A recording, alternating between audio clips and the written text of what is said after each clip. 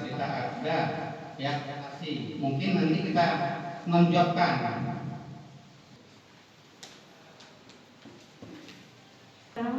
Dari alam kebodohan kepada alam yang Sudarlun 14 kepala puskesmas di Nagan Raya mendeklarasikan diri sebagai puskesmas ramah anak. Deklarasi ini dilakukan secara bersama-sama di Aula DPMG P4 Nagan Raya. Diharapkan pelayanan terhadap anak akan lebih dimaksimalkan termasuk dengan menyediakan tempat bermain.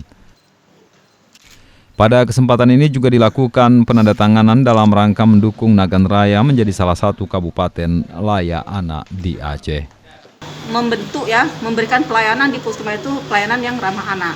Nah, ramah anak itu, puskesmas ramah anak itu dia ada tempat bermain anak.